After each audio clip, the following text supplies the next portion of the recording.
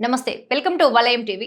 BRS working president KTR Congress ప్రభుత్వంపై తీవ్ర విమర్శలు చేయగా వాటిపై ముఖ్యమంత్రి రేవంత్ రెడ్డి ఘాటుగా స్పందించారు. ముఖ్యంగా కాంగ్రెస్ ఇచ్చిన హామీలు అమలు కాలేదని, రాష్ట్రంలో ప్రజల్లో అసంతృప్తి పెరిగిందని కేటీఆర్ చేసిన వ్యాఖ్యలను రేవంత్ తిప్పికొట్టారు. ప్రతిపక్షాలు కావాలనే తప్పుడు ప్రచారం చేస్తున్నాయని, ప్రభుత్వం అభివృద్ధి కార్యక్రమాలను కొనసాగిస్తుందని ఆయన స్పష్టం చేశారు. మీనాక్షి నటరాజ నామినేషన్ తిరస్కరణ విషయంలో కేటీఆర్ కాంగ్రెస్ నాయకులే వెన్నుపోటు పొడిచారని ఆరోపించగా రేవంత్ రెడ్డి దీనిని పూర్తిగా ఖండించారు. ఆర్ఓ తీసుకున్న నిర్ణయం ప్రజాస్వామ్యంలో కొత్త తరహా సమస్యగా మారిందని పేర్కొంటూ ఈ వ్యవహారంలో కుట్ర జరిగి ఉంటే దానిలో బీజేపీ పెద్ద నాయకుల పాత్ర కూడా ఉందని ఆరోపించారు. తనపై నిందలు మోపటం రాజకీయ ప్రయోజనాల కోసమేనని ఆయన అన్నారు. హైదరాబాద్ అభివృద్ధి, వరదల నిర్వహణ అంశాలపై కేటీఆర్ చేసిన విమర్శలకు కూడా రేవంత్ కౌంటర్ ఇచ్చారు. గత ప్రభుత్వ హయాంలో జరిగిన లోపాలను సరిదిద్దేందుకు తమ ప్రభుత్వం చర్యలు తీసుకుంటోందని చెప్పారు.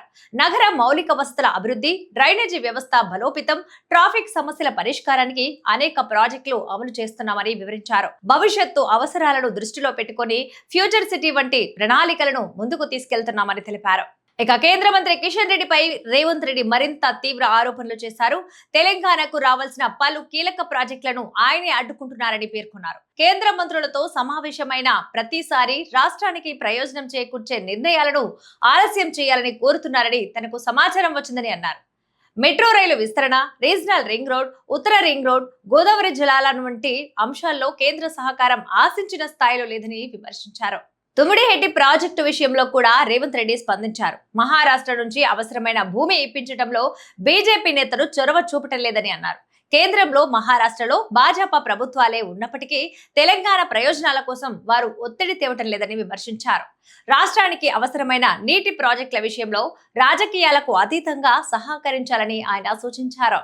మొత్తంగా కేటీఆర్ చేసిన ప్రతి ప్రధాన ఆరోపణకు రేవంత్ రెడ్డి రాజకీయ పరిపాలన కోణాల్లో సమాధానమిచ్చే ప్రయత్నం చేశారు.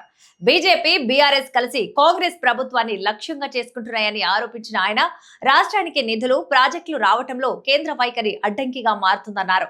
తెలంగాణ అభివృద్ధి కోసం కేంద్రం సహకరించాల్సిన అవసరం ఉందని, ప్రజలు వాస్తవాలను గమనిస్తున్నారని రేవంత్ రెడ్డి వ్యాఖ్యానించారు. ఇవి ఇవాల్టి అప్డేట్స్. మరిన్ని అప్డేట్స్ కోసం వలయం టీవీని సబ్స్క్రైబ్ చేసుకోండి.